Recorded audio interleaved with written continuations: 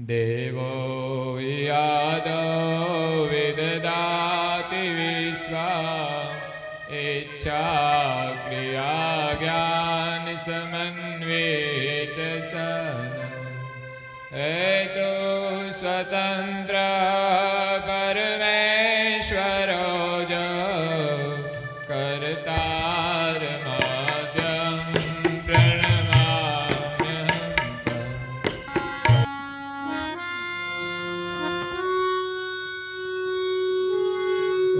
तुलसीदास जय देव देव सूरते चरण अनिन भक्ति अहमेव भेव श्री सकल धरे।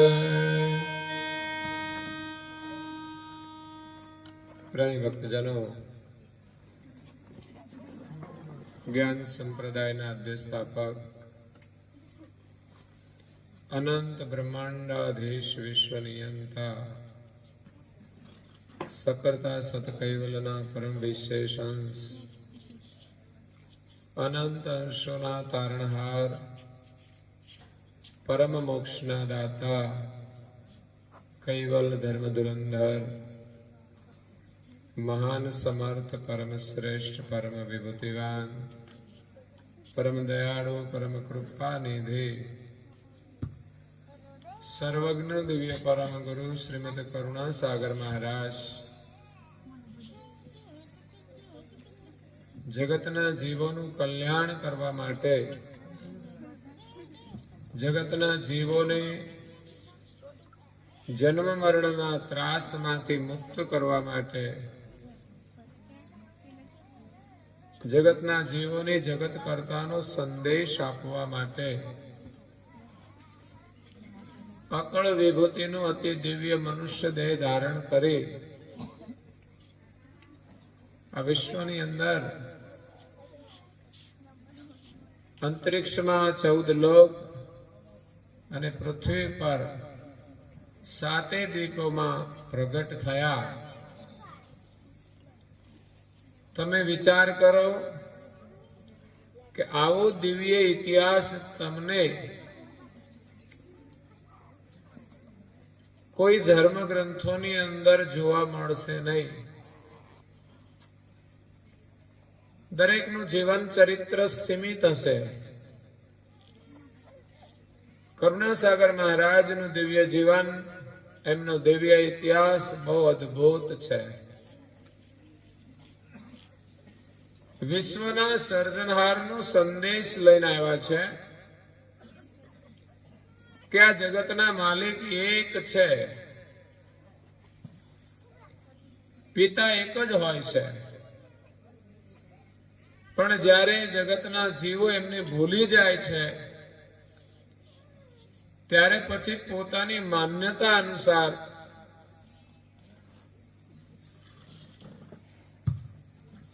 એ પિતાને માનતા હોય છે।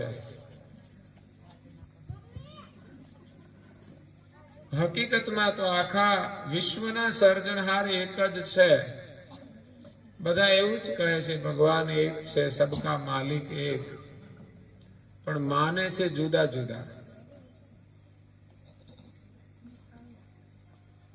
એટલે બધી ભિન્ન ભિન્ન માન્યતાઓની અંદર કોઈ એક મત નથી। કરુણાસાગર મહારાજનું જ્ઞાન બધા જ મતોની સમજ આપે છે અને એના ઉપર એક મતનું સ્થાપન કરે છે કે જે મત અનુસાર જગતના માલિક કોણ છે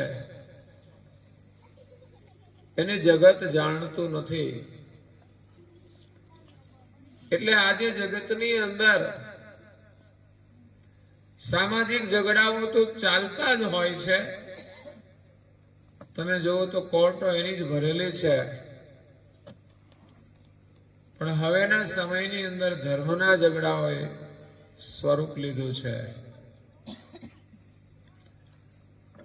જ્ઞાતિ ભેદ હતા એમાંથી હવે ધર્મના ભેદ ઉભા થયા છે।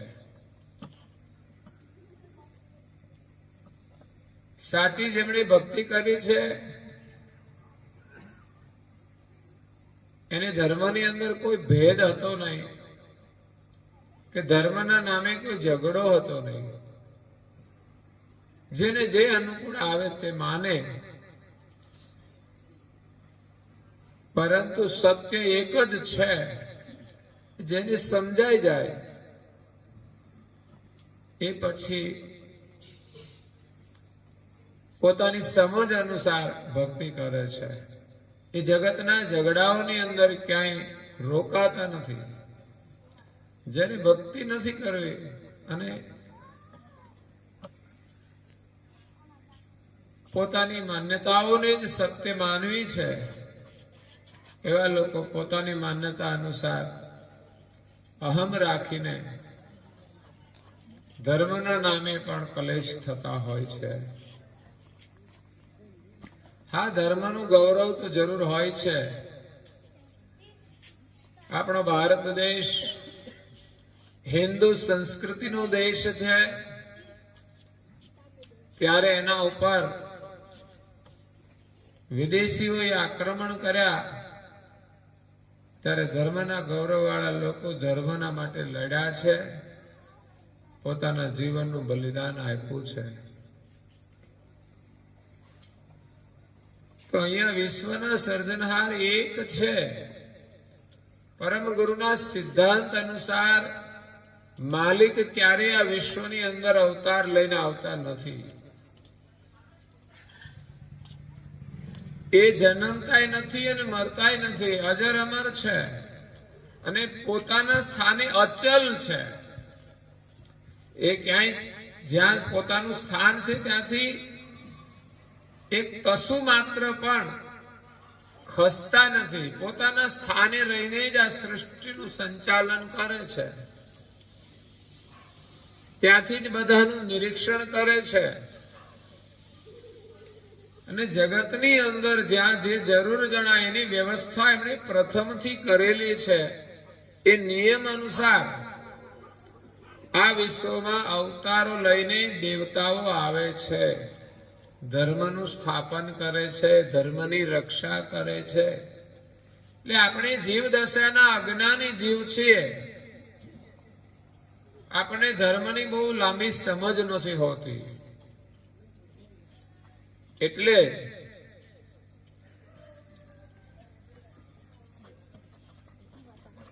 વિશ્વના સર્જનહાર કોણ છે એને આપણે સમજી શકતા નથી. તો કર્તા માલિકે આ જગતની રચના કરી છે. આપણે બધા એમના છીએ અને જીવ માત્રને જીવન આપનાર એ સર્જનહાર છે. દેવતાઓ કર્તાના હુકમ પ્રમાણે આ જગતની અંદર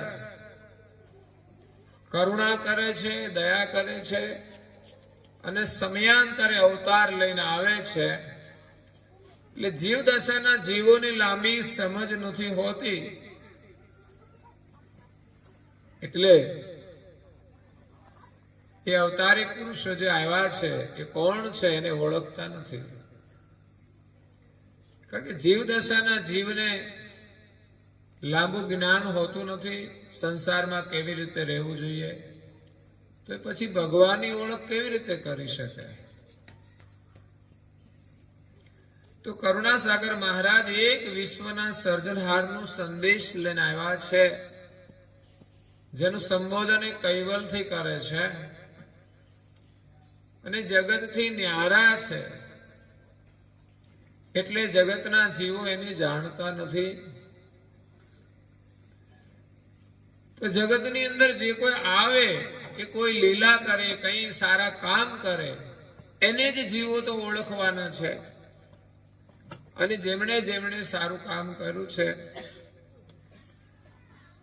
એનો આપણે આદર કરીએ છીએ. એટલે ટૂંકમાં જે લોકો જેને જાણતા હોય એ પોતાની સમજ અનુસાર એને ભગવાન તરીકે માનતા હોય છે. તો આવેલા કોઈ મહાપુરુષો છે, દેવતાઓ છે, પણ માલિક ક્યારેય આ વિશ્વમાં શરીર ધારણ કરીને આવતા નથી, મતલબ જન્મતા નથી. એ અજર અમર છે અને સર્વજ્ઞ છે અને સર્વશક્તિમાન છે, એટલે એને આવવાની જરૂર પડતી નથી. દેવતાઓને આવવું પડે, કારણ કે આ જગતનું સર્જન તો માલિકે કર્યું છે. એ દેવોના માથે પણ એ માલિક રહેલા છે. તો માલિકના હુકમ અનુસાર એ દેવોને અવતાર લઈને આવવું પડે છે. એ દેવોને કાર્ય સોંપેલું છે, એટલે એનો સમય હોય ત્યારે આવે છે. અને જે કોઈ એમની ભક્તિ કરે તો એના સુકૃત પ્રમાણે એનું ફળ મળે છે. અને કોઈ ઉત્તમ પ્રકારે ભક્તિ કરે તો એના કામ પણ કરે છે. એટલે આપણે તો એવું માનીએ કોઈ ચમત્કાર આપે તો એ જ ભગવાન, બીજું તો શું, કોને કહેવાય ભગવાન? આપણે એવું માનતા હોઈએ છીએ. એટલે દેવતાઓને તો ભગવાન તરીકે માને છે, પણ પછી જે કોઈ મહાન પુરુષો થઈ ગયા એમની સ્થાપના પણ ભગવાન રૂપે કરવામાં આવી, એટલે ભગવાનમાં વધારો થતો જાય. એની સમજણ કેવી છે કે જે ભગવાનને પામી ગયા એ બધા ભગવાન. કારણ કે એક બ્રહ્મ એટલે સર્વવ્યાપક પ્રકાશ, એ પરમાત્માનું સ્વરૂપ માનવામાં આવ્યું છે. એટલે કે જે કોઈ જે પોતાને જાણી જાય કે બ્રહ્મની સાથે એકતા થઈ જાય તો એ પણ પરમેશ્વર. પણ હકીકત એવું નથી, પરમેશ્વર એક જ છે, બાકી બધા એમના અંશ છે. એક અંશી અને બીજા બધા અંશ. બધા અંશી બની શકતા નથી. જ્યાં સુધી સૃષ્ટિ ચાલશે ત્યાં સુધી આપણે એનાથી અલગ જ રહીશું. પરંતુ એને જો આપણે જાણી લઈએ અને એને પામી જઈએ તો પછી આ સંસાર ચક્રમાં આપણે ફરવું ના પડે, દુખી ના થવું પડે, અને માલિકના સાનિધ્યમાં આપણને અખંડ આનંદ મળે, પરમ આનંદ મળે. આનંદ તો બધાને જોઈએ છે, સુખ બધાને જોઈએ છે, પણ આપણે તો કેવા સંસારના લૌકિક સુખમાં લલચાયા છીએ. એની પાછળ જિંદગી ભર દોડીએ છીએ, પણ હાથમાં કશું આવતું. તમે આખી જિંદગી મજા કરી, જે કંઈ કર્યું, મહેનત કરી, પણ જવાનું થાય ત્યારે તમારી સ્થિતિ કેવી હોય? કોઈ સુખ તમારી પાસે ના હોય. શરીરની પરાધીનતા હોય, પરિવારની પરાધીનતા હોય. એવી હાલતમાં આપણે જવું પડે છે.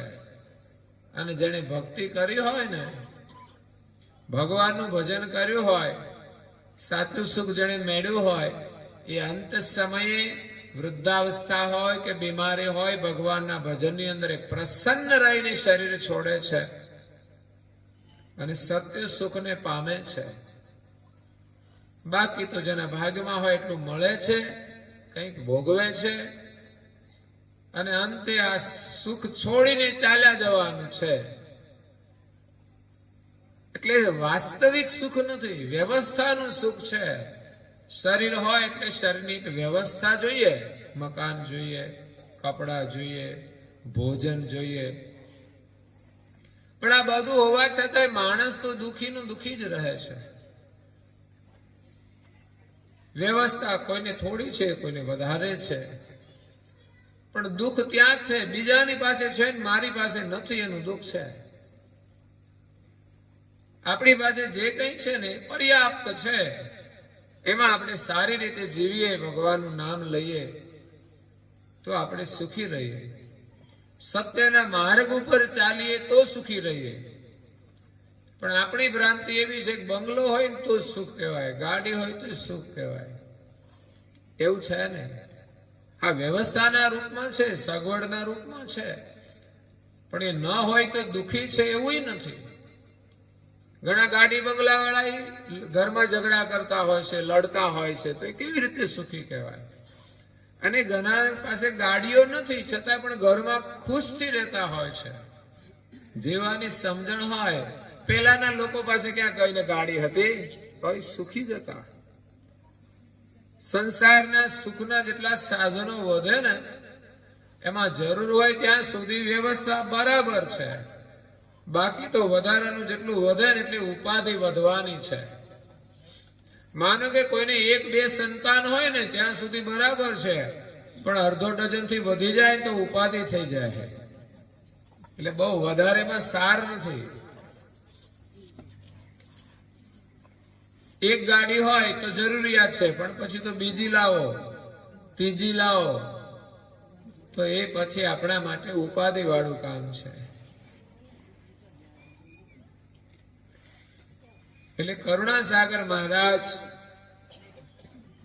આ વિશ્વમાં માલિકનું સંદેશ લઈને આવ્યા છે. જગત જે પ્રકારની રચના કરી છે એ પ્રકારે આપણને જ્ઞાન આપે છે. બધા જ દેવોની પણ ઓળખાણ કરાવે છે કે દેવતાઓ એ આપણા વડીલો છે. હંમેશા આપણે એનો આદર કરીએ, વંદન કરીએ, પ્રણામ કરીએ અને માલિકનું ભજન કરીએ. આપણા ઘરમાં જ ઘણા બધા સભ્યો રહેતા હોય તો જેટલા પુરુષો છે એટલા બધાને તો પિતા ના કહેવાય ને. બધા જ સભ્યોની અંદર એક પિતા હોય છે, એક માતા હોય છે, અને આપણે ત્યાં બીજા અનેક સંબંધ હોય એ પ્રમાણેનો એનું નામ પણ હોય છે કે આ માસી કહેવાય, માં અને માસી. આમ તો બે એક જ બાપની દીકરીઓ, પણ માં તે માં, માસી તે પિતાનું મૃત્યુ થાય તો પછી બલોયા કોણ તોડે? માં જ તોડે ને, માસી થોડી તોડે. એટલે પિતા એ પિતા છે, માતા એ માતા છે. તો એક જ સર્જનહારના આપણે બધા અંશ છીએ. એવું જ્ઞાન લઈને પરમ ગુરુ કરુણાસાગર આ વિશ્વની અંદર પ્રગટ થયા છે. એ પણ માલિકના અંશ જ છે, પણ એ પરમ વિશેષ અંશ છે. એમના સાનિધ્યમાં રહે છે અને જ્યારે હુકમ કરે ત્યારે આ વિશ્વમાં આવે છે. પણ એ ક્યારે આવે? કે જગતના જીવો જ્યારે માલિકને ભૂલી જાય ત્યારે માલિકની ઓળખાણ કરાવવા માટે આવે છે, માલિકનું સ્થાપન કરવા માટે આવે છે. પછી માલિકને બધા ઓળખે કે ના ઓળખે એ તો ભાગ્ય, પણ આ જગતની અંદર એ માલિકનું સ્થાપન કરે છે. એટલે જે અધિકારી અંશો હોય છે એ એમને ઓળખે છે અને એને પામી લે છે. એટલે કરુણાસાગર મહારાજ એ ગુરુના રૂપમાં આ વિશ્વમાં પ્રગટ થયા છે, માલિકનો સંદેશ લઈને આવ્યા છે. તો સૌથી મોટા અંશ છે. એક બાપના 3 દીકરા હોય તો એક પેલો મોટો હોય, બીજા નંબરનો વચ્ચે હોય અને ત્રીજા નંબરનો નાનો હોય. એમ માલિકના બધા જ અંશ છે, પણ થોડા ગતિ ભેદ છે. કરુણાસાગર છે પરમ વિશેષ અંશ છે, તો એ બધાથી મોટા છે, એની ગતિ વિશેષ છે. બીજા નંબરના અંશો જે બધા દેવતાઓ છે, જે બ્રહ્માંડની રચના કરી અને એનું સંચાલન કરવાનું કાર્ય માલિકે દેવોને સોંપેલું છે. એટલે દેવો કાર્ય કરે છે એટલે આપણને એમ કે એ જ ભગવાન છે. કોઈ ફેક્ટરીનો મેનેજર હોય ને, આખી ફેક્ટરી સંભાળતો હોય, માલિક તો ક્યારે આવતા પણ ના હોય. એ માત્ર મેનેજર સાથે વાત કરી લેતા હોય. અગર તો એની પાસે તો એના ઉપકરણ હોય, એનાથી વાતચીત કરી લે કેમ ચાલે છે. અને અત્યારે તો કેવી ટેકનોલોજી છે, શેઠ વિદેશમાં રહેતા હોય તો એની અહીંયા ભારતની અંદર ફેક્ટરી ચાલતી હોય ને તો ત્યાંથી પણ બધું જોઈ શકે છે. સીસી કેમેરા મૂકેલા હોય ને તો બધું દેખાય ત્યાંથી. એ માલિક છે ને એની પાસે તો એનાથી વિશેષ ટેકનોલોજી છે. આ ટેકનોલોજી તો હમણાં આવી. માનો કે આ ટેકનોલોજી ના હોય તો પેલાના સમયમાં તો કેવી રીતે લોકો જીવતા હતા? કઈ જ ખબર નહોતી, ઉપકરણ નહોતા, કશું સાધન નહોતું. એ ક્યારેક ભેગા થાય ત્યારે ખબર પડે એ સિવાય કોઈ સગા સાથે વાતચીત નહીં. જ્યારે મળે અને વાતચીત થાય એ જ ખરી. અને અત્યારે તો ફોન આવી ગયા તો તૈયારીમાં ફોન કરી દે, અમારા ઘરમાં આમ થાય છે, અમારા ઘરમાં આમ થાય છે, તો શું કરવું? તરત જ પાછો જવાબ આવી જાય. એટલે આજના ઉપકરણો છે, આજે હમણાં સંશોધન થયું, પણ એ બધા માલિકના જ બનાવેલા છે, તો પણ આટલા બધા અદ્ભુત છે કે અહીં બેઠા બેઠા અમેરિકામાં લોકોને આપણે જોઈ શકીએ, મળી શકીએ. તો માલિક તો કેવા ગતિવાળા છે. આ તો બધા જડ સાધનો છે, એનું પાછું નેટવર્ક ના હોય તો બંધ થઈ જાય. જ્યારે માલિક તો સર્વજ્ઞ ગતિવાળા છે, એ પોતાના સ્થાને રહીને આખા વિશ્વનું દર્શન કરે છે. એટલે દેવોની સાથે એનો સંપર્ક હોય છે. દેવો પણ એનાથી વિશેષ પૂછ્યા વગર કશું કરી ના શકે, પોતાની ઈચ્છા પ્રમાણે બધું ના કરી શકે. એ પણ એના હુકમ અનુસાર જ બધું કરતા હોય છે. એ પણ જો કંઈ ખોટું કરે છે ને તો એને પણ શિક્ષા થાય છે. તમે એના ઇતિહાસ વાંચજો, એના જીવન ચરિત્ર વાંચજો. એમણે કંઈ ભૂલ કરી હોય તો એને પણ એનું ફળ ભોગવવું પડે છે. કારણ કે સૃષ્ટિના ક્રમની અંદર આવે છે. કોઈ અધિકારી હોય એ ભલે સાહેબ હોય, પણ એ ભૂલ કરે તો એને પણ શિક્ષા થાય. અરે દેશના પ્રધાનમંત્રી હોય એ ભૂલ કરે તો એને પણ શિક્ષા થાય. એટલે આ સૃષ્ટિના નિયમમાંથી કોઈ બહાર નથી. એક માલિક જ વિશ્વથી અલગ રહેલા છે. એ કોઈ કર્મ કરતા પણ નથી, એને કોઈ બંધન છે જ નહીં. એમણે જગત બનાવ્યું છે, એની અંદર નિયમ મૂકેલા છે પ્રમાણે બધા વર્તમાન કરે તો જગતમાં આનંદ છે. પણ પોતાની રીતે પ્રલોભનથી, લાલચથી કંઈ પણ માણસ પ્રપંચ કરે છે તો તૈયારીમાં તો એને કદાચ લાભ મળતો દેખાતો હશે, પણ સરવાળે એને લાભ મળતો નથી.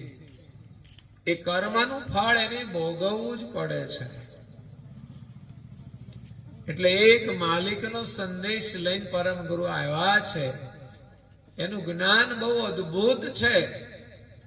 આ જગતની રચના જેવી છે તેવી એમણે સમજાવી છે કે જેથી કોઈ ઝઘડો ના રહે અને સાચી વસ્તુ આપણને સમજાય તો સત્યની પ્રાપ્તિ થાય. નહીં તો ભગવાનના નામે આપણે ભગવાન ન હોય અને એને માનીએ તો ભગવાન આપણને મળી શકતા નથી. એટલે વાસ્તવિક સર્જનહાર કોણ છે એનું જ્ઞાન અને સમજણ પણ હોવી જરૂરી છે. અને એ જ્ઞાન મેળવવા માટે ગુરુના શરણમાં જવાની જરૂર હોય છે. સંસારની અંદર ગુરુનો મહિમા છે. કોઈ પણ ક્ષેત્ર તમે લ્યો, સંસારમાં પણ તમારે કઈ કામ શીખવું હોય તો કોઈના પાસેથી શીખવું પડે છે. અત્યારે અમારા બાળકો ભણે છે, આપણે પણ ભણ્યા જ છીએ. બધા ભણ્યા વગર કોઈને અક્ષર જ્ઞાન થતું નથી. અને અક્ષર જ્ઞાનથી આગળ બાળકો ભણે છે તો અલગ અલગ ક્ષેત્રનું પણ ભણે છે, તો એનું પણ એને જ્ઞાન થાય છે, તો એનું કાર્ય કરી શકે છે. અત્યારે તો કેટલા બધા અલગ અલગ વિભાગ છે કાર્યક્ષેત્રના, તો દરેકનું અલગ અલગ ભણવું પડતું હોય છે. અને તમે જુઓ તો એક ડોક્ટર વિભાગ છે, તો ડોક્ટર વિભાગની અંદર કોઈ એક જ વિભાગ નથી, એમાંય ભણવાના અલગ અલગ વિભાગ. ડોક્ટરો સ્પેશિયાલિસ્ટ હોય છે અલગ અલગ. આ શરીરના જે જુદા જુદા અંગો છે એમાં એક એક અંગના એક સ્પેશિયાલિસ્ટ હોય. એ ડોક્ટર તો ખરા જ, જનરલ નોલેજ એની પાસે હોય, પણ એક કોઈ મગજના હોય, કોઈ હૃદયના હોય, કોઈ કિડનીના હોય, એમ અલગ અલગ ડોક્ટર પણ હોય છે. ક્ષેત્રનું એમણે PhD પણ કર્યું હોય, એમણે અધ્યયન કર્યું હોય છે. કહેવાનો મતલબ છે કોઈ પણ ક્ષેત્રનું જ્ઞાન મેળવવું હોય તો ગુરુની આવશ્યકતા છે, યા તો ગુરુનો આદર કરવો પડતો હોય છે. આપણે બધા બાળકો રમતો રમતા હોય છે, એની અંદર અત્યારે લોકોને વધુમાં વધુ રસ ક્રિકેટમાં છે. પછી બીજી બધી રમતો પણ છે, ફૂટબોલ હોય, કબડ્ડી હોય. તો એમાં પણ એને તાલીમ આપવામાં આવતી હોય છે. એના પણ કોચ હોય છે, શીખવાડનાર. એ અલગ રહીને અધ્યયન કરતા હોય છે કે કેવી રીતે તમારે શું કરવું જોઈએ. તો એ રીતે દરેક ક્ષેત્રની અંદર ગુરુનું મહત્વ છે. ઘરમાં રસોઈ બનાવવાની હોય તો માં છે ને એમની દીકરીઓને રસોઈ શીખવતા હોય છે. તમારે કોઈ મીઠાઈ બનાવી છે, રસોઈયા છે ને સરસ મીઠાઈ બનાવે, પણ આપણાથી એ ના પણ બને, કારણ કે આપણને આવડતી નથી. રસોઈ બનાવતા આવડે છે પણ જે બનાવવું છે એ નથી આવડતું. એટલે અત્યારે તો પુસ્તિકાઓ પણ નીકળતી હોય છે, એને વાંચીને લોકો પ્રયાસ કરતા હોય છે તો બનતું હોય છે. પણ જે લોકોની માસ્ટરી હોય ને એમાંય પાછી બનાવે છે તો બધા રોટલી બધાને ઘરમાં બને, પણ બધી જુદી જુદી. તમે જોજો, ઘણાના ઘરમાં જોઈએ ને તો પાપડ જેવી રોટલી હોય, અને ઘણાના ઘરમાં જુઓ તો એક રોટલી ખાય એટલે પૂરું થઈ જાય. એટલે દરેકનો અભ્યાસ જુદો જુદો છે. રોટલી તો રોટલી છે, એમ સ્પેશિયાલિસ્ટ હોય છે. આપણી જાતે જાતે શીખીએ તો આવડે છે થોડું, કાં તો કોઈ કરતું હોય એમાંથી જોઈને પણ આપણે કરીએ તો આવડે છે. પરંતુ એ શીખવાડે એમના અનુભવ દ્વારા તો આપણે વિશેષ સારું કામ કરી શકીએ છીએ. અને રસોઈ તો બધા બનાવે છે, પણ ખરેખર રસોઈનું સાચું જ્ઞાન બધાને હોતું જ નથી. તમે યાદ રાખજો, ઘણા લોકોના ઘરમાં છે ને દૂધ પાક કેવું આપણે ફ્રૂટ સલાડ બનાવે. લ્યો, દૂધની અંદર બધું ફ્રૂટ નાખે, ખાટું ફ્રૂટ નાખે, દૂધ બગડી જાય. બારે બગડે ને અંદર ગયા પછી બગડે, રિએક્શન આવે. જેનું નોલેજ આપણને હોતું જ નથી. કઈ વસ્તુ સાથે કઈ વસ્તુ બનાવાય, કઈ વસ્તુ સાથે કઈ વસ્તુ ખવાય, એની આપણને ખબર નથી હોતી. લોકો તો વિરોધાભાસી વસ્તુઓ પણ ભેગી બનાવે, બનાવવાળા તો બનાવી નાખે, એની ખબર ના હોય. ખાવા વાળા ખાઈ પણ નાખે છે. એનું પરિણામ આપણા શરીરની અંદર વિકૃતિઓ આવે છે. પણ પછી કેવું છે, ધીમે ધીમે નાનપણથી તમે ખાવાની શરૂઆત કરો તો તમારી પ્રકૃતિ પણ બદલાઈ જાય. એટલે આમ બહુ ખબર ના પડે,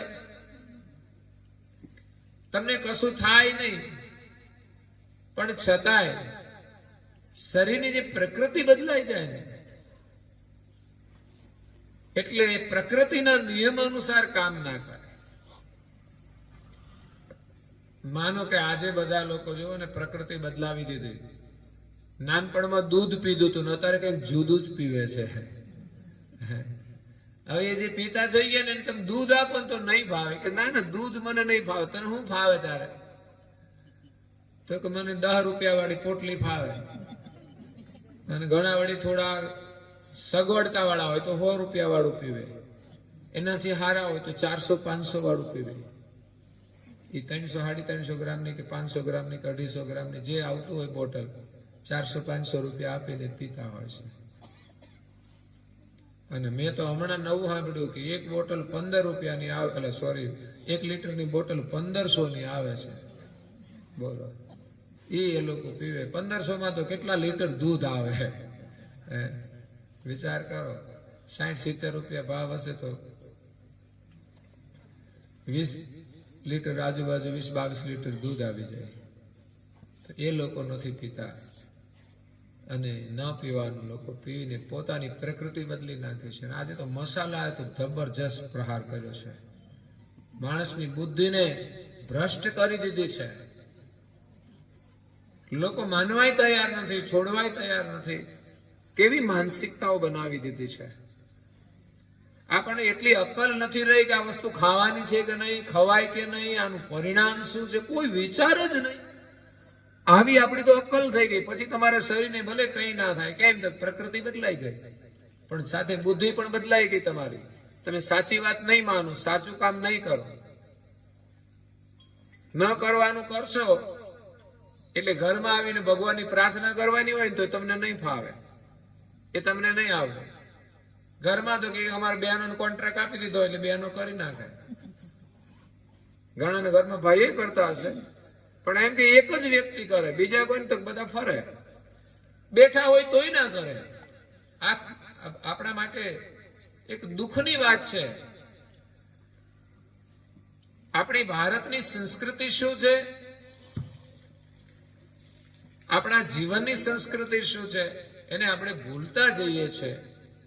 પરિણામે ભવિષ્યમાં આપણું જીવન દુઃખમય બની જશે.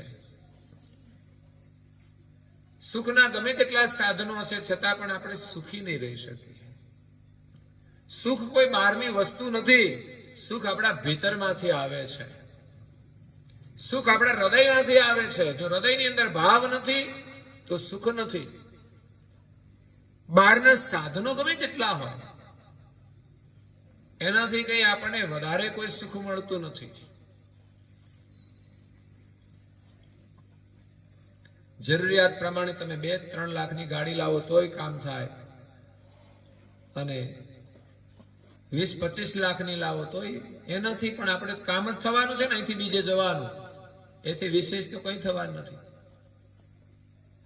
બહારના સાધનો ગમે તેટલા હોય, ગમે તેવા હોય, એની સાથે આપણા સુખનો સંબંધ નથી, કાર્યનો સંબંધ છે.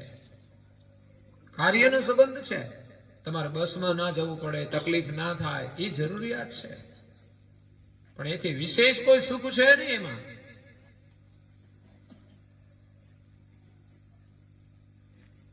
ગાડી લઈને જતા હોય બધા સુખી છે એવું નથી. ઘણા ગાડીઓ લઈને કોર્ટમાં જતા હોય, બોલો કઈ રીતે સુખી કહેવાય? કોઈને દવાખાને લઈને જવું પડતું હોય છે. ગાડી એક વ્યવસ્થાનું સાધન છે. બહારનો બંગલો હોય, ગાડી હોય, વ્યવસ્થા છે. જેટલી જરૂરી હોય, અગર તો આપણને જેટલી મળે તેટલી આપણે સંતોષ રાખીને સ્વીકાર કરવો જોઈએ. કે આપણાથી પણ ઘણા દુઃખી હોય એને જોઈને આપણે ભગવાનને ધન્યવાદ આપીએ કે આટલું તો તમે આપ્યું છે. આવી સંતોષ વૃત્તિ જેનામાં હોય એ માણસ સુખી થઈ શકે. અને સંતોષ ના હોય, એની પાસે લાખો રૂપિયા થાય તો એ શાંતિથી ઊંઘે જ નહીં. એ કાવા દાવા જ ના છોડે. પાછો લાખો રૂપિયા થઈ જાય ને તો પ્રપંચ ના છોડે, કારણ કે પહેલેથી જ શરૂઆત કરી હોય ત્યારે તો લાભ મળ્યો હોય. અને એવું માણસો નોર્મલ માની લેતા હોય છે કે આવું તો બધું ચાલ્યા કરે. કોણ જાણે છે ને કોણ જોવે છે એ તો ઉપર વાળાને ખબર છે બધી. તો સંતોષ વૃત્તિ આપણી પાસે જે છે ને એ ઘણું સારું છે. એક માણસ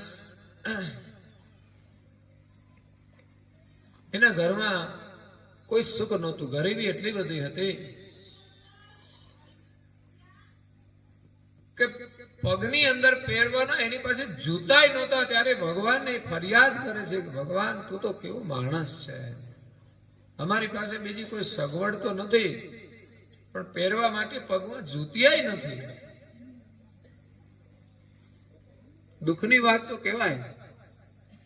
પણ એ માણસ જ્યારે બજારમાંથી આગળ ચાલ્યો જાય છે ત્યારે એક વ્યક્તિ એક વ્હીલચેરમાં બેઠી હતી. એને જોઈને એની આંખ ખુલી કે ભગવાન ભલે મને તે જૂતિયા નથી આપ્યા પણ પગ તો આપ્યા છે ને. આ માણસ વ્હીલચેરમાં બેઠો છે, જૂતિયાની ક્યાં એને જરૂર છે, એને પગ જ નથી. તો એ રીતે આપણે સુખનો અનુભવ કરી શકીએ છીએ. પણ સગવડ વાળાને જોઈને આપણે ગધા વૈતરું કરીશું તોય સુખી નહીં થઈએ. પ્રપંચ કરીશું, કારણ કે માણસની લાલચ છે ને પ્રપંચ કરાવે છે. સગવડ એની લાલચ, જરૂરિયાત હોય ત્યાં સુધી તો ઠીક છે. માનો કે તમારી પાસે કશું નથી, ભૂખ લાગી છે, ખાવાનું ના મળે તો સહન ના થાય, ત્યારે તમે ગમે તે રીતે ક્યાંકથી લઈને પણ ખાઈ શકો કદાચ.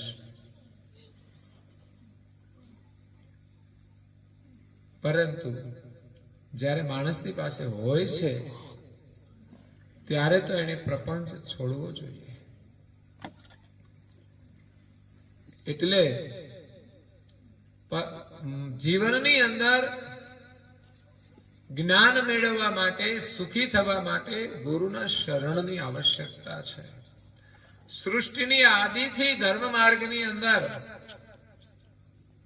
ગુરુ પરંપરા ચાલે છે. ગુરુ દ્વારા જ્ઞાન મળે છે. એટલે ગુરુની આવશ્યકતા છે, ગુરુના સત્સંગની આવશ્યકતા છે. માત્ર ગુરુ કરી લઈએ તો કામ નથી થઈ જતું. આપણો છોકરો સ્કૂલમાં એડમિશન લઈ લે તો કઈ ભણી ના જાય, પણ એને નિયમિત જવું પડે, અધ્યયન કરવું પડે, ત્યારે એને નોલેજ મળે છે. અને એ પણ શિક્ષક પાસેથી અધ્યયન કરવું પડે. જાતે જાતે વાંચીએ તોય ખબર ના પડે. આ એક પ્રક્રિયા રહી છે. એમ ભક્તિનો માર્ગ પણ અગમ છે, અજાણ્યો છે, તો એમાં પણ માર્ગદર્શકની જરૂર છે. માનો કે આપણે કોઈ અજાણ્યા રસ્તે જઈએ છીએ, તો એ ત્યાં સુધી પહોંચવા માટે આપણે કોઈને પૂછવું પડે છે. તો આ માલિક પાસે જવાનો જે માર્ગ છે આપણે ભૂલી ગયા છીએ, એટલે તો ભૂલા પડ્યા છીએ. એટલે તો અનેક માન્યતાઓની અંદર જીવો વહેંચાઈ ગયા છે. છતાં એક સારું છે કે ધર્મ માર્ગની અંદર જેટલું સત્ય આચરણ છે એનો એને લાભ થાય છે. કોઈ પણ ભિન્ન ભિન્ન ધર્મ હોય, સંપ્રદાય હોય, એની અંદર જે ધર્મનું જ્ઞાન છે એમાં જેટલું સત્ય છે એટલું સમાજને લાભ છે. પણ દરેક એમ કે આ ભગવાન, આ ભગવાન, આ ભગવાન, તો ભગવાન છે કેટલા? તો એક જ હોય તો પછી એક સત્ય છે, બીજું બધું જૂઠ છે. તો એમાં સત્ય શું છે એ આપણે શોધવું પડશે. 10માની કે 12માની બોર્ડની પરીક્ષા હોય, હવે પેપર તો એક જ નીકળે ને બધાના માટે. લાખો વિદ્યાર્થીઓ હોય, બધાના માટે એક જ પેપર હોય છે. ગણિતનો એક દાખલો હોય, બધાના માટે સરખો હોય.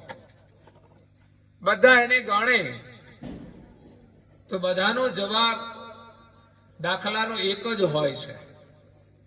પણ બધાના જુદા જુદા જવાબ હોય એમાં, તો સમજવાનું કે એક જે સાચો જવાબ છે, સત્ય છે, બધાનો એક જ હોય. પછી એમાં પાછા બે મત ના હોય, એક થોડો પણ ફેર ના હોય.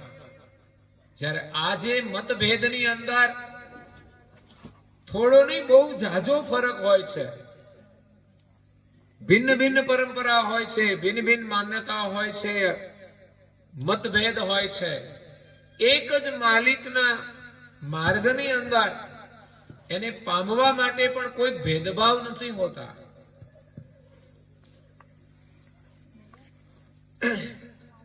એટલે લાખો વિદ્યાર્થીઓએ દાખલો ગણ્યો હોય, એનો જવાબ એક જ હોય. એક સિવાયના જેટલા અલગ અલગ જવાબ હોય એ બધા ભૂલો વાળા છે.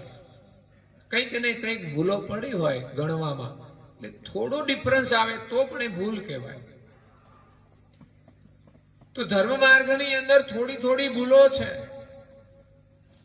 એ સિવાય જે લોકો ધર્મમાં માને છે સત્ય છે, એની અંદર જે સત્ય કાર્ય કરે છે, સત્ય છે, સેવા છે, સ્મરણ છે, ધ્યાન છે, ઘણું બધું સારું કાર્ય હોય છે. પણ જો માલિકને ઓળખવા હોય, સમજવા હોય, તો એના માટે ગુરુના શરણમાં જવાની આવશ્યકતા છે. પરમ ગુરુ કરુણાસાગર મહારાજ એ જ્ઞાનનો અનુભવ લઈને આવ્યા છે. નહીં તો આ જગતની અંદર અનેક મહાપુરુષો થયા, એમને સાધનાઓ કરી અને એને જે સત્ય પ્રાપ્ત થયું ને એને જગતને આપ્યું છે. એમણે કહ્યું આ સત્ય છે, પણ એમણે પણ સત્યને પામવામાં કંઈ અધૂરું રહી ગયું હોય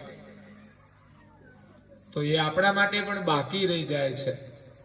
આગળ કોઈએ બતાવ્યું આપણને કે તમે આ માર્ગે જાઓ અહીંયા સુધી, પણ આપણે જ્યાં સુધી જવાનું છે એનો છેડો ના આવે તો આગળ જઈને પણ આપણે કોઈને પૂછવું પડે. પણ ધર્મના માર્ગે લોકો આગળ વધે ઘણું સારું છે. તો મનુષ્ય જીવન મળ્યું છે તો જીવનમાં ગુરુની આવશ્યકતા છે, જીવનમાં બીજા નંબરે સત્સંગની આવશ્યકતા છે અને સંત સમાગમની આવશ્યકતા છે. જીવનમાં જો ગુરુ મળી જાય તો આપણને સાચું જ્ઞાન મળે છે અને જ્ઞાન પ્રમાણે જીવીએ છીએ ને તો સુખી થઈએ છીએ. દેખાદેખી જીવીશું તો સુખી નહીં થઈએ. મેં કહ્યું તેમ થોડી વ્યવસ્થા થાય પણ સુખની પરિભાષા અલગ છે. સાધન સગવડ જે પ્રમાણે હોય પણ યોગ્ય રીતે જીવવામાં આવે તો જ મનુષ્ય સુખી થાય છે. પુત્રએ પિતાનો આદર કરવો જોઈએ, પત્નીએ પતિનો આદર કરવો જોઈએ, પતિએ પત્નીનું સન્માન કરવું જોઈએ. સન્માન એટલે કઈ વરમાળા નથી પહેરાવાની, પહેરાવો તો છો પણ તોય પાછા લગ્ન કર્યા હોય ત્યારે 2 વરમાળા પહેરાવે તો પછી કાયમને માટે એટલો આદર તો કરવો જોઈએ. પણ પછી ધાર્યું તો મનનું જ કરે. બોલો, આપણે મનના ગુલામ બની ગયા છે. યાદ રાખજો, આપણા સંબંધોની અંદર જે પ્રેમ છે ને એની અંદર તિરાડો પાડી દીધેલી છે.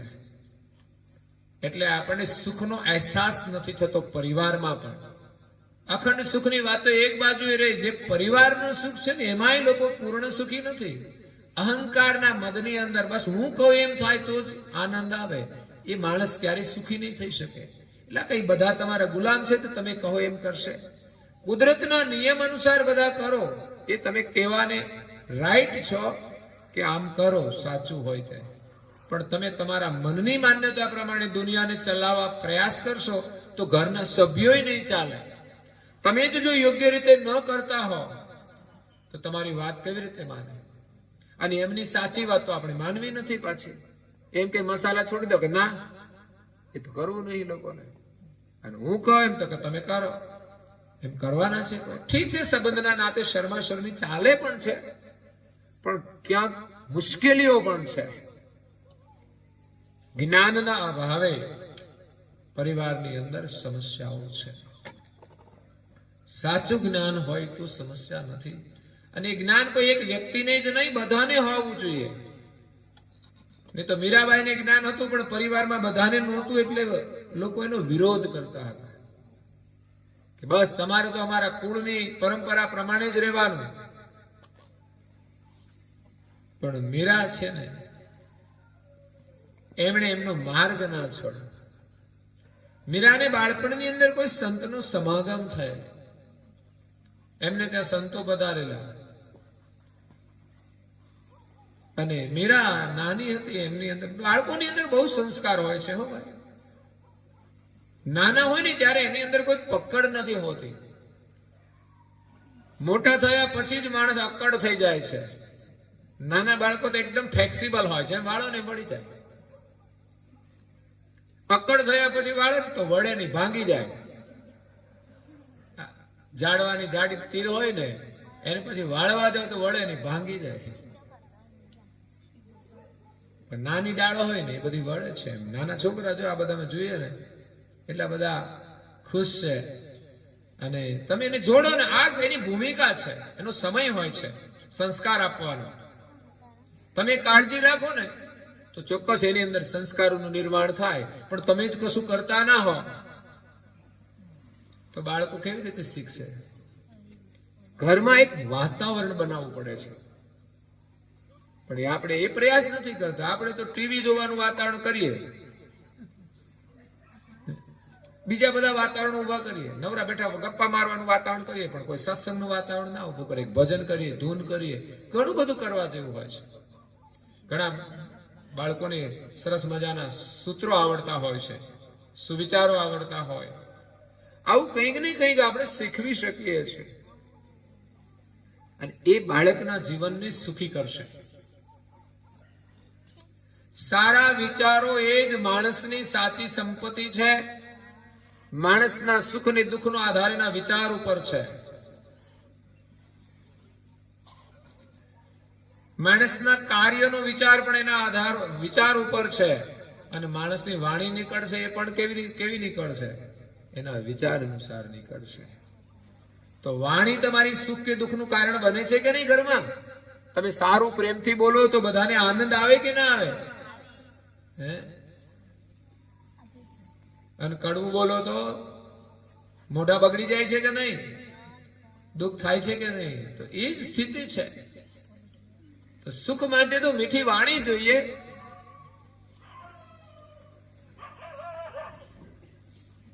ભૂખે કો ભોજન, તરસે કો પાણી,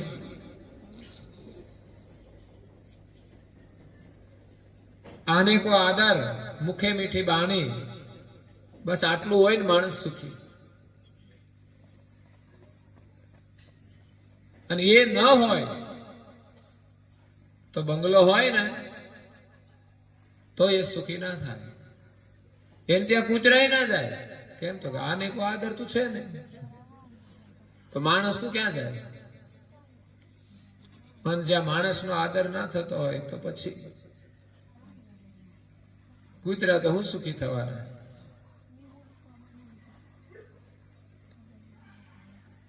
એટલે ગુરુની પરમ આવશ્યકતા છે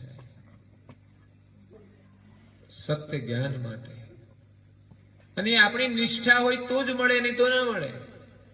વિશ્વાસ વગર આપણે માનતા નથી. જેને જેમાં વિશ્વાસ છે ને એ વાત એ માનશે.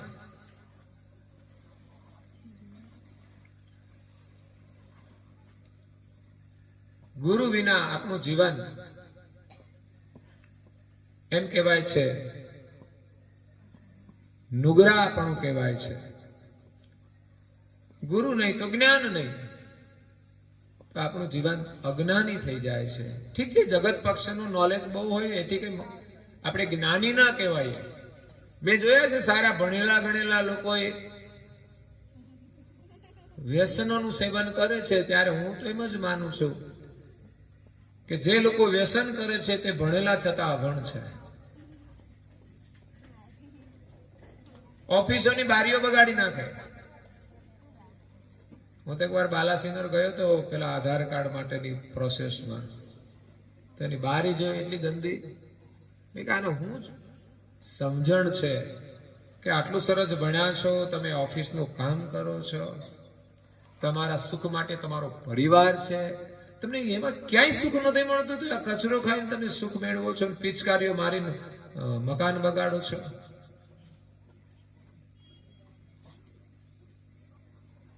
ઘરમાં ઘણી વાર લોકો ગંદકી કરતા હોય, પછી બહેનો ઘણી વાર અકળાઈ જાય. સારા બહેનો હોય ને તો પછી ગમે ત્યાં થૂકવા ના દે.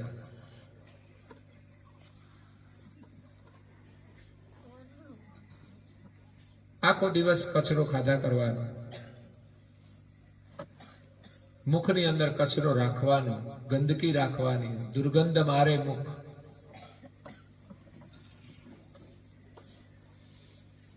પછી આપણી કેવી દુર્દશા થશે આપણે જાણતા નથી. એ સંસ્કારના ફલ સ્વરૂપે આજે નુકસાન તો ઘણું છે. વ્યસનોના સેવનથી માણસની ધાર્મિક ભાવનાઓ પણ કુંઠિત થાય છે, વિવેક બુદ્ધિ કુંઠિત થાય છે. પહેલા તો એના આચરણમાં દેખાય છે કે વિવેક બુદ્ધિ નથી. ઘરમાં સારું ખાવાનું મળે છતાં પણ બહારનો કચરો ખાઓ. ઘરના ભોજનથી સંતોષ નથી થતો તો ઉપરથી કચરો ખાઓ. વિવેક બુદ્ધિનો અભાવ છે. અધ્યાત્મ જગતની અંદર બહુ સૂક્ષ્મ વિવેક બુદ્ધિ જોઈએ. નાની નાની બાબતોમાં પણ આપણને ખ્યાલ આવે કે આ ખોટું કહેવાય. અરે મનની અંદર એક વિચાર આવે ને ત્યાં વિવેક જાગવું જોઈએ કે આ યોગ્ય છે કે નથી યોગ્ય. અયોગ્ય વિચારને ત્યાંથી સમાપ્ત કરવો પડે, નહીં તો એ જ આપણા માટે એક દિવસ અસુર બનીને કામ કરશે. ખોટા વિચારો. એટલે ગુરુની બહુ જ જરૂર છે. અધ્યાત્મ માર્ગની અંદર એટલા માટે જરૂર છે કે આ શરીરમાં આપણે કોણ છીએ એને ઓળખવા એ કઈ સામાન્ય બાબત નથી. અને આ જગતનું જે સંચાલન કરે છે, જેણે જગત બનાવ્યું છે, નિયંતા ક્યાં છે, કેવા છે, એને કેવી રીતે પામવા, એ પણ કોઈ સરળ કામ નથી. એ કોઈ સામાન્ય ભક્તિથી નહીં મળે. કારણ કે અત્યારે લોકોમાં શ્રદ્ધા છે, ભક્તિ પણ કરે છે, પણ માલિકને મેળવવા માટે નહીં. એક સંસ્કારના રૂપમાં થાય છે, પણ એ તો તમને મસાલો નથી છોડાવી શકતી.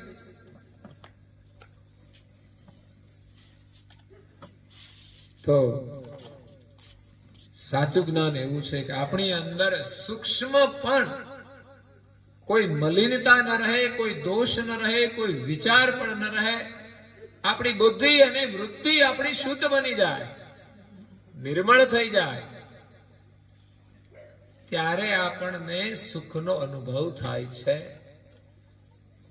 સંસારમાં તો વિશેષ તો આપણે જે પ્રકારે જીવીએ છીએ એમાં વૃત્તિને મલિન કરવાનું જ કામ કરીએ છીએ.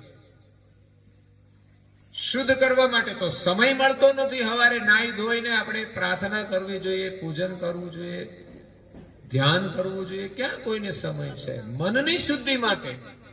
તનની શુદ્ધિ તો બધા કરે છે, પણ મનની શુદ્ધિ માટે વિચારતા પણ નથી અને સમય પણ કાઢતા નથી. નવરા બેઠા બેઠા બુદ્ધિને બગાડવાનું કામ કરે, મનને મલિન કરે છે. તો આપણી વૃત્તિ પણ મલિન બને છે. ખાવામાં મલિન થાય, જોવામાં મલિન થાય, સાંભળવામાં મલિન થાય, બોલવામાં મલિન થાય.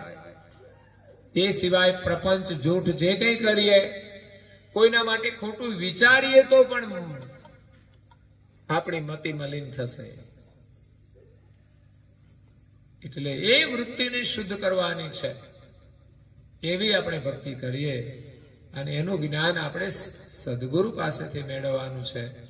અને અહીંયા તો ગુરુઓના શિરોમણી પરમ ગુરુ આ વિશ્વમાં આવ્યા છે અદ્ભુત જ્ઞાન લઈને. અહો ભાગ્ય છે કે તમને એનું નામ સાંભળવા મળે. બધાને કઈ પરમ ગુરુના દર્શન થતા નથી આખા વિશ્વની અંદર કે આખા દેશમાં.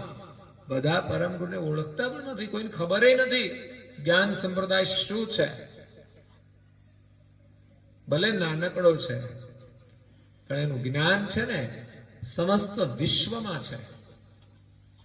બ્રહ્માંડના દેવતાઓ એના જ્ઞાનને જાણે છે, દુનિયાનો સામાન્ય જીવ ના જાણે તો કઈ મહત્વનું નથી. પણ કરુણાસાગર મહારાજ શ્રીનું જીવન દિવ્ય છે કે કૈવલ ધામ એ જગતથી ન્યારું છે. એ ધામમાંથી જયારે વિશ્વમાં આવ્યા ત્યારે અકળ ગતિ વાળા બીજા ઘણા બધા સ્થાન હતા, શૂન્ય હતા. એ છોડીને કોઈ ત્યાં કૈવલ ધામમાં એમ જ જઈ શકતું નથી. વચ્ચે તો કેવા શૂન્ય પણ આવે. આપણને થાય અહીંયા તો કશું છે જ નહીં, હવે આગળ કશું છે જ નહીં, એવું થઈ જાય. એવા શૂન્ય, બહેર શૂન્ય, બહેર શૂન્ય, કશું સંભળાય નહીં. એવા શૂન્યની પાર આપણે જવાનું હોય ત્યારે સદગુરુનું જ્ઞાન અને એનો સથવારો પણ જોઈએ, એની ગતિ પણ જોઈએ. ત્યારે શૂન્યને આપણે પાર કરી શકીએ છીએ. તો એવા શૂન્ય અકળ ગતિ વાળા ધામો પાર કરીને પરમ ગુરુ આ વિશ્વની અંદર આવ્યા. અને એ સૌપ્રથમ નિરંજનના ધામમાં ગયા, જે આ બ્રહ્માંડના મોટામાં મોટા દેવ એક નિરંજન છે. યોગી પુરુષો એનું ધ્યાન કરે છે. જ્યોતના દર્શન થાય, જ્યોતિ પુરુષ નિરંજન. ત્યાં બ્રહ્મરંધ્ર સ્થાન છે. એ બ્રહ્માંડમાં ક્યાં છે ને એની ઓળખ અહીંયા આપણા શરીરમાં થાય છે. આ બ્રહ્માંડ છે ને એ રચના આપણા શરીરની જે છે ને એ જ પ્રકારની છે. આ શરીરમાં જે દેવતાઓ જ્યાં બેઠા છે એ જ પ્રમાણે બ્રહ્માંડની અંદર બધા દેવતાઓના સ્થાન છે. તો નિરંજન પુરુષ એના ધામમાં ગયા. એમણે તો આજીજી કરી કે હે પ્રભુ આપ કોણ છો? હું તો સૃષ્ટિની રચના થઈ ત્યારથી માલિકનું ધ્યાન કરું છું. મને તો એમ લાગે છે કે મારી ભક્તિના ફલ સ્વરૂપે જ આપ પધાર્યા છો, આપ જ માલિક છો. ત્યારે કરુણાસાગર એમની ઓળખ આપે છે કે હું માલિકનો પરમ અંશ છું, માલિકનો સંદેશ લઈને વિશ્વમાં આવ્યો છું. કે જગતના જીવો ભક્તિ તો કરે છે, ઘણું સારું કામ કરે છે, અનેક મહાન પુરુષો થઈ ગયા, પણ માલિક સુધી નથી પહોંચી શક્યા. એમને મારે માલિકનું લક્ષ્ય આપવાનું છે કે માલિક ન્યારા છે અને આ જગતની અંદર વિભૂતિ વાળા કઈ દેવતાઓ છે, મહાન પુરુષો પણ છે. જે ચમત્કાર આપે ને આપણને એમ થાય કે આજ ભગવાન છે. જેલના તાળાય તોડી નાખે, પણ માલિક એક છે, ન્યારા છે. એને પામવા માટે માલિક આગળ તો આપણે બધા જ નાના છીએ. પરમ ગુરુ કરુણાસાગર નિરંજનના ધામમાં ગયા અને એમને માલિકની ઓળખ આપી. એટલું જ નહીં, એમને લક્ષ્ય આપ્યો અને નિરંજન પુરુષે કરુણાસાગર મહારાજનું શરણ સ્વીકારી અને ગુરુ તરીકે સ્થાપિત કર્યા. ત્યાર પછી શક્તિના ધામમાં આવ્યા. શક્તિએ પણ આદર કર્યો છે. જે આખા બ્રહ્માંડને પોતાની પકડમાં રાખી છે એ શક્તિ, જેને આદ્ય શક્તિ કહેવાય, અને એના જ ભિન્ન ભિન્ન દેવી સ્વરૂપો છે. દેવીઓ દેવી શક્તિ વાળી છે. બ્રહ્માંડની અંદર એને પણ સ્થાન આપ્યું છે અને એ પણ સમયાંતરે એના કાર્યો કરે છે. અસુરો નો સંહાર કર્યો છે એ દેવીનું કાર્ય છે.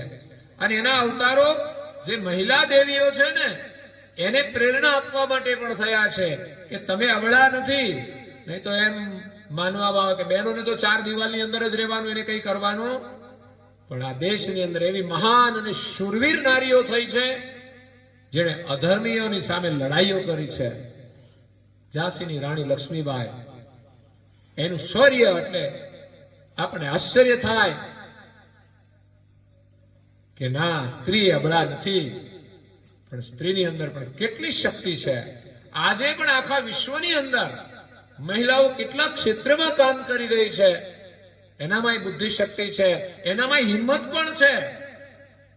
ઘણા પુરુષો ડરતા હોય મહિલાઓથી, આમે ડરતા હોય, પણ મહિલાઓ એવી હિંમત વાળી પણ હોય છે કે જે દેશની સરહદ ઉપર પણ લડી શકે છે. એટલે દેવીઓ પણ આ જગતની અંદર થઈ છે. એ પણ માલિકની બનાવેલી છે. અને જગત એટલું એ વિરાટ બનાવ્યું છે જેમાં બધી જ વિભૂતિઓની જરૂર છે. એટલે માલિકે બનાવ્યું છે ને એમાં કોઈ ખોટ નથી. જે જોઈએ તે બધું જ બનાવીને તૈયાર રાખ્યું છે. પણ ભૂલ એ પડી છે કે આટલા બધા દેવો હોય, દેવીઓ હોય, એમાં આપણે સાચા માલિકને ઓળખવાને મુશ્કેલ કામ છે. એક સરખી 10 મૂર્તિ હોય ને, એક જ સરખી હોય. એક મહિલા પતિવ્રતા હતી. એમના પતિમાં એને એટલો પ્રેમ હતો, અને પતિવ્રતા એને જ કહેવાય કે પતિ સાથે જ એનો વિશુદ્ધ પ્રેમ હોય. એ સિવાય કોઈ મહિલા સાથે એનો એ પ્રકારનો સંબંધ ના હોય. કોઈ પુરુષ સાથે એનો સંબંધ ના હોય. એ શુદ્ધ પ્રેમ કહેવાય, એ ધર્મ કહેવાય. તો એમની કસોટી માટે એમના પતિનું અપહરણ કરવામાં આવ્યું. પણ પત્ની પતિવ્રતા હતી તો એમણે તપ કર્યું. દેવ પ્રસન્ન થયા. તો કે છે મારે મારા પતિ જોઈએ. તો તારા પતિ મળશે, પણ તને એક સરખા 5 સ્વરૂપ તારી સામે આવશે. દેવતાઓ લઈને. એમાં એક તારા પતિનું સ્વરૂપ હશે, બીજા બધા 4 દેવતાઓ હશે, પણ બધાના સ્વરૂપ એક સરખા હશે.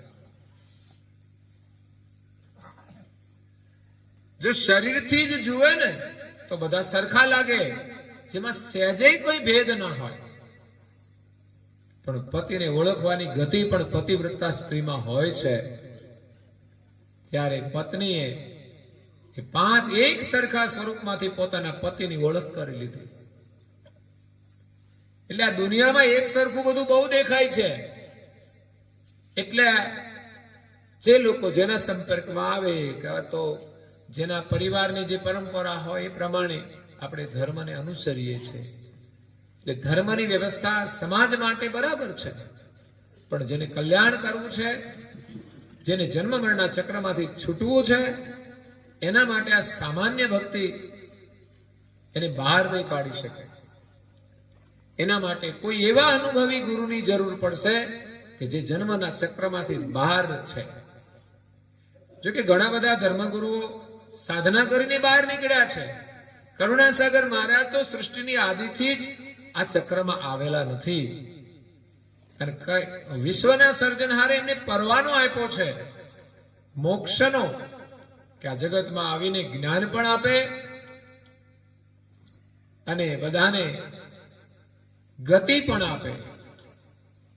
જે એમના શરણાગત હોય, જે કઈ ભક્તિ કરે, એમને ગતિ આપવાનું કામ પણ એ જ કરે છે. એટલે પરમ ગુરુ શક્તિના ધામમાં ગયા, ત્યાંથી ગૌલોકમાં ગયા.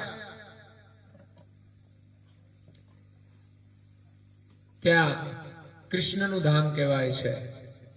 ગૌલોક અનેક જે ગોપીઓ થઈ, જેમણે એની પ્રેમમય ભક્તિ કરીને એના ધામને પામે છે, તો એ ધામમાં રહેવા મળે છે. તો એવી પ્રેમ ભક્તિ કરે ત્યારે એનું ધામ મળે છે. ત્યાં પરમ ગુરુ ગયા ત્યારે બધાએ પરમ ગુરુની પુનઃ દીક્ષા લીધેલી છે. આ દિવ્ય ઇતિહાસ છે. પરમ ગુરુની ગતિ એક ઇતિહાસ દ્વારા તો સામાન્ય આપણને જાણકારી મળે, પરંતુ એના જ્ઞાનનો જ્યારે આપણે અભ્યાસ કરીએ ને ત્યારે બીજા નંબરે એમની ઓળખ થશે. ત્રીજું, જ્યારે માર્ગે ચાલીને અનુભવ કરીએ, એની સાથે એકતા કરીએ, ત્યારે એની વ્યાપકતાની ખબર પડે, એનું સામર્થ્ય કેટલું છે. ગૌલોકમાંથી એ વૈકુંઠમાં આવ્યા, કૈલાસમાં ગયા, બ્રહ્મસદનમાં ગયા, 3 દેવતાઓની પાસે ગયા. એમનું આખું વર્ણન એમને સ્વયં હસ્તલેખિત ગ્રંથમાં કર્યું છે. એ ગતિ બહુ અકળ છે. આવું દિવ્ય જીવન ઇતિહાસ આપણને જાણવા નહીં મળે. એમણે પોતાની યાત્રાનું વર્ણન કરતા કરતા દૈવિક ધામોનું પણ વર્ણન આવી ગયું. તો આપણે એ પણ જાણવા મળ્યું કે બ્રહ્માંડની અંદર દેવતાઓના સ્થાન કયા કયા રહેલા છે. આપણે તો એમ માની બ્રહ્મા એક ને, વિષ્ણુ એક ને, મહાદેવ એક ને, બીજા બધા જે કઈ બધું એક જ છે. પણ ના, દરેક દેવોનું અલગ અલગ સર્જન કર્યું છે, અલગ અલગ સ્થાન છે, અલગ અલગ ગતિ છે, અલગ અલગ કાર્ય છે. જે કામ વિષ્ણુ કરી શકે એ શિવજી નહીં કરી શકે, શિવજી કરી શકે વિષ્ણુ નહીં કરી શકે. ઘરમાં એક બાપના 3 દીકરા હોય, ત્રણેયની પાસે અલગ અલગ અભ્યાસ હોય ને અલગ અલગ ક્ષેત્રનું કામ કરતા હોય, તો એકબીજાનું કામ એકબીજા ના કરી શકે. એની ઓફિસમાં બેહાડ દે તો એ શું કરે? જેની પાસે જે અનુભવ હોય એ જ કામ સારું કરી શકે. એમ કરતા માલિકે એને એ પ્રકારની ગતિ જ આપી છે, એ કાર્ય કરવા માટે જ. એ કાર્ય કોઈ સામાન્ય નથી, આપણા ઘરનું કામ હોય એવું. એ તો આખા બ્રહ્માંડનું સંચાલન કરવાનું છે. ત્યારે આખો એક મોટો ડિપાર્ટમેન્ટ છે. જેવી આપણી સંવિધાનની વ્યવસ્થા છે ને, કે એની અંદર આખા દેશના મુખ્ય ખાતાઓ હોય, એ મુખ્ય જે વિશેષ લોકો હોય, જે કુશળ લોકો હોય, એમને આપવામાં આવતા હોય છે. અને એ આખા દેશનું સંચાલન કરે, પણ એક ક્ષેત્રનું જ કરે. એ જ રીતે દેવતાઓ બધા પોતપોતાનું કાર્ય કરી રહ્યા છે. સૂર્ય પ્રકાશ આપવાનું કામ કરે, સૂર્ય જ કરે, ચંદ્ર ના કરે. ચંદ્ર એની શીતળતા આપવાનું કામ કરે, ચંદ્ર જ કરે. એ કામ સૂર્યને નથી કરવાનું. એ તો ચંદ્ર એની પોતાની એક ઓળખ છે, સૂર્ય એ પોતાની ઓળખ છે, એના કાર્યને.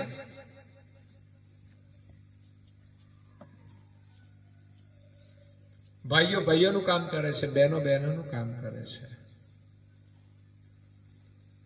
તો ભાઈઓને આપણે રસોડામાં લગાડી દઈએ તો કેમનું થાય? બહેનો તો હજુ નોકરીમાં લાગી જશે મને લાગે છે, પણ ભાઈઓને હજુ રસોડું શીખતા વાર લાગશે. બહેનોએ કન્વર્ટ કર્યું છે હવે નોકરી કરવા માટે, પણ મને લાગે છે પછી ભાઈઓએ રસોડું થોડું થોડું શીખી જશે. નવી પેઢીને, જૂનાને તો નહીં બદલવાનું કશું, એને તો બધા એની જે પદ્ધતિ ચાલે છે પ્રમાણે જીવન પૂરું થઈ જશે. પણ એક સમાજ વ્યવસ્થા છે મહિલાઓ માટે, એનું કાર્ય એ ઘરકામ છે, સારું છે, ઉત્તમ છે. બાળકોને સાચવણી રાખવાની, એને સંસ્કાર આપવાના, એ બહેનો જેટલું પ્રેમથી કરી શકે એટલું ભાઈઓ નહીં કરી શકે. પછી તો બહેનોની કોઈ પરિવારમાં ગેરહાજરી હોય એટલે ભાઈઓ બાળકોને પ્રેમ તો આપે, પણ જે માતાનું કામ છે ને એ તો ના જ આપી શકે. એટલે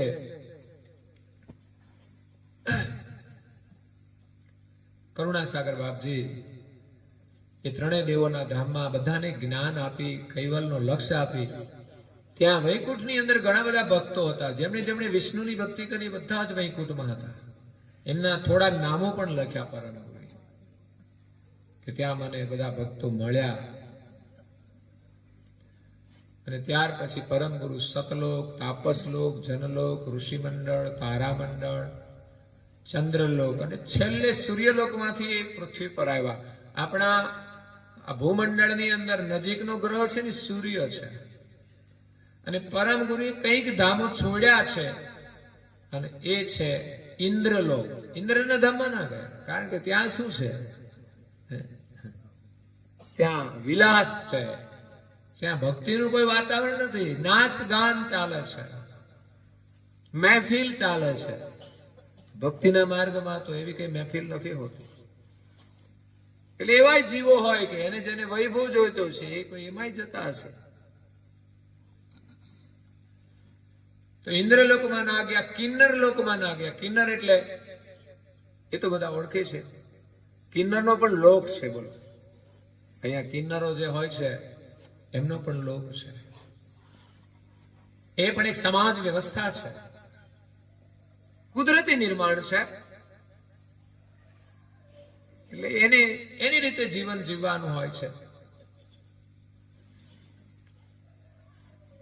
આમાં તો કેવા માણસ કર્મ કરે એ પ્રમાણે એને શરીર મળે છે, પછી એનું કશું ચાલતું નથી.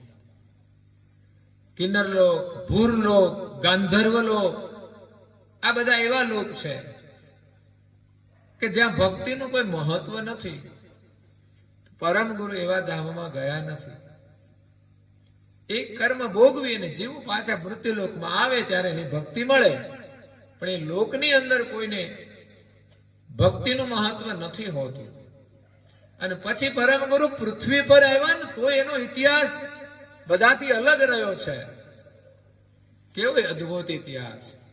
તો કે પૃથ્વી પર 7 દ્વીપ છે, એનું વર્ણન પુરાણોમાં પણ છે, પણ બીજું કોઈ ઇતિહાસ નથી મળતો. નામ છે, એનું વર્ણન છે, બસ. કરુણાસાગર મહારાજ તો ત્યાં સ્વયં પ્રગટ થયા. કેવા સ્વરૂપે પ્રગટ થયા, કોને મળ્યા, એને બધા શું આદર કર્યો, એમણે કેવી રીતે જ્ઞાનનો લક્ષ્ય આપ્યો, આખો ઇતિહાસ કરુણાસાગર મહારાજ શ્રી ગ્રંથની અંદર લખાવી દીધો છે. પુષ્કરદેવ, શાકદેવ, કૌશકદેવ, કુશાલકદેવ, સાલમદેવ, પાલકીદેવ અને 7મો જંબુદેવ. અને પાલકીદીપ જે બીજો છે એની સાથે તો આ જંબુદીપના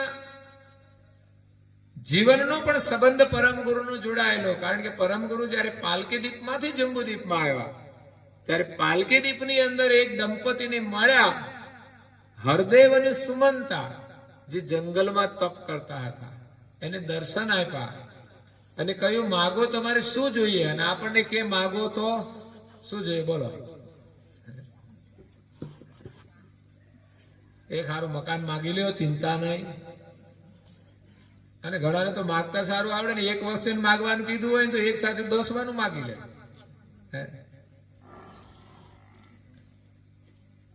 એક શેઠ એમણે ભગવાનને પ્રાર્થના કરી માગવા માટે, તો એને માગણી કરી અને પરિવારમાં કોઈ સંતાન નહોતું, એટલે એને માગણી કરી કે મારા દીકરાનો દીકરો અને એની પત્ની 7મા માળે સોનાની ગોળીમાં છાશ વલોવતી હોય ને, બસ એ મારે માગવું છે. બસ એટલે કેટલું બધું માગી લીધું. જો 7 માળનું તો મકાનીમાં માગી લીધું અને હોનાની ગોળી માગી લે પછી ખૂટે. કાં તો સોનાના હિંડાળવા ઉપર બેઠી હોય ને એવું મારે જોઈએ, તો એમાં બેહાડ દે તો બહુ થઈ ગયું ને. અને છોકરાને છોકરો માંગ્યો એટલે છોકરાને એને તો છોકરો થાય, પણ એને જાય પાછો છોકરો, અને એના લગ્ન થાય ત્યાં સુધી પાછું એને બધું જોવાનું. એટલે ભગવાન આગળ માગણી શું કરવી જોઈએ ને? આપણે તો સંસારની મિથ્યા વસ્તુઓ માંગતા હોય, ભગવાન મને આ મળી જાય, પેલું મળી જાય. એના માટે જન્મ નથી લીધો, ભગવાનને પામવા માટે જન્મ લીધો છે કે ભગવાન તમે મને દર્શન ક્યારે આપશો. આવી ચાહના હોવી જોઈએ. અને એ ચાહના હોય તો આપણે ભગવાનનો આદર કરીએ, ભગવાનની આગળ પ્રાર્થના કરીએ, પૂજા કરીએ. તો અહીંયા કરુણાસાગર બાપજી આ જંબુદીપ આપણે રહીએ છીએ એના પહેલા પાલકી દીપમાં હતા ત્યારે અવધૂત રૂપે જંગલમાં ગયા દંપતી તપ કરે છે, હરદેવ અને સુમંતા, અને માગવાનું કહ્યું. તેમણે માગ્યું કે અમને જન્મ મરણના ત્રાસમાંથી મુક્ત કરો.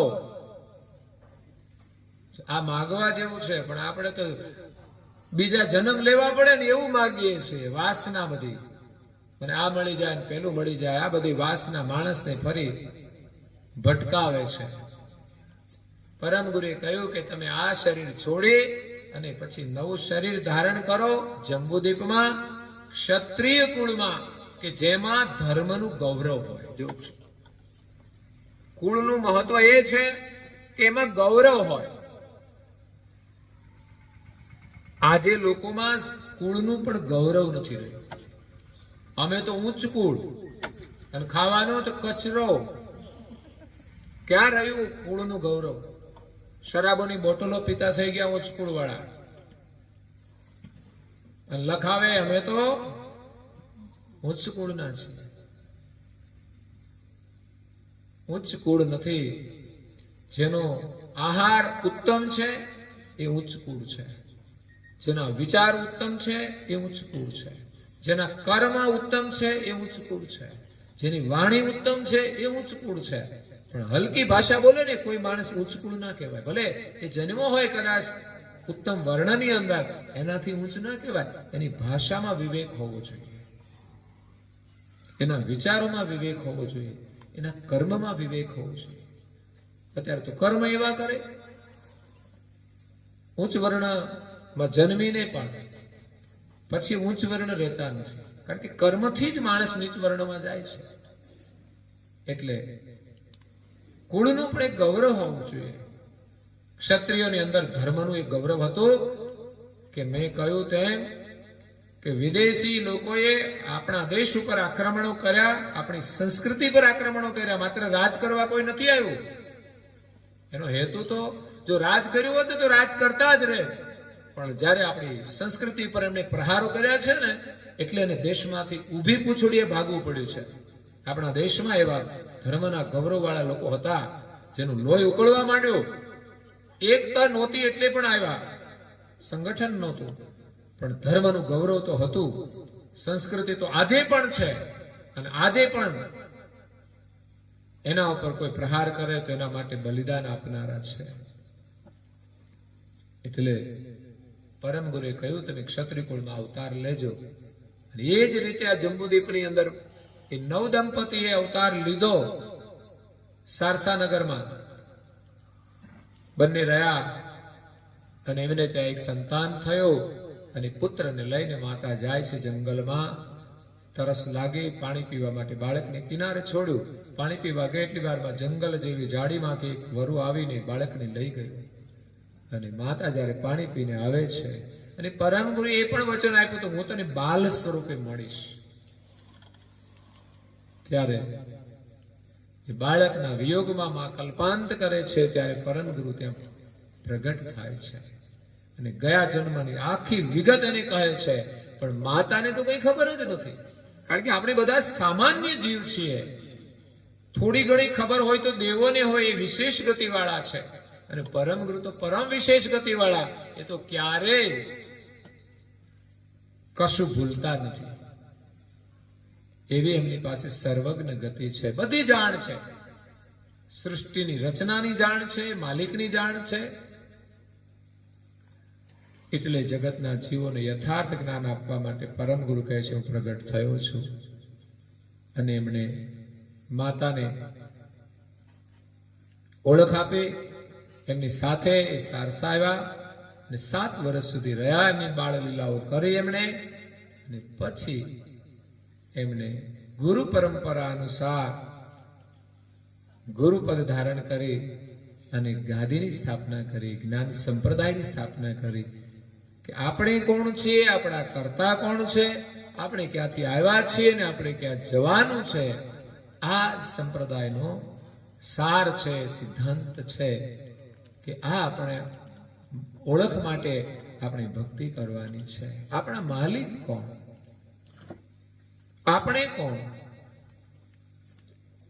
આપણે ક્યાંથી આવ્યા અને હવે આપણે જવાનું ક્યાં.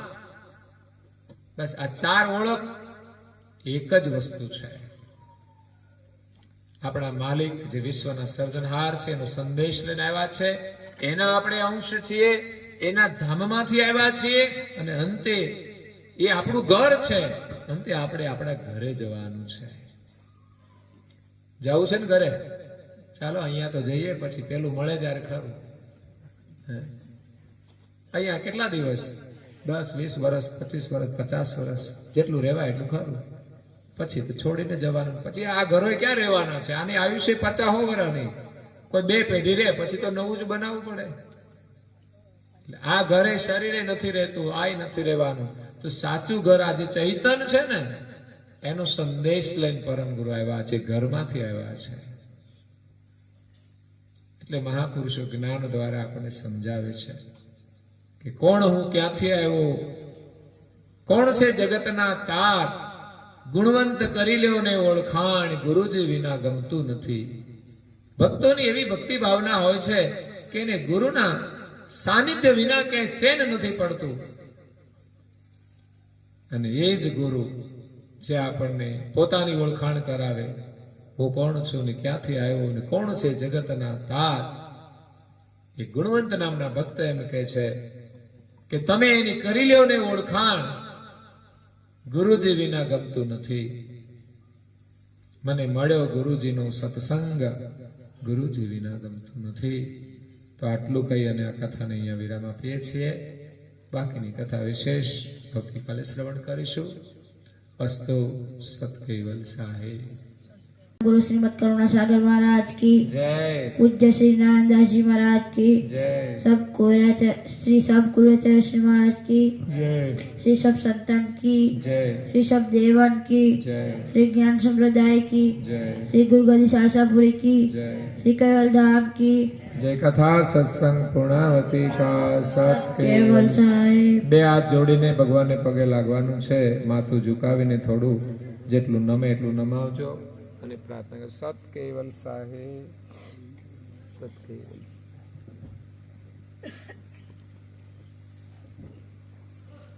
કેવલ હંસો સત કેવલ સાહેબ. બોલો જો બધા. આજુબાજુ બેઠા છે ને પણ પ્રેમથી કહેજો જરા સત કેવલ સાહેબ, બે હાથ જોડીને, નહીં તો પછી હાથ ભેગા થશે નહીં. સત કેવલ સાહેબ, સત કેવલ સાહેબ.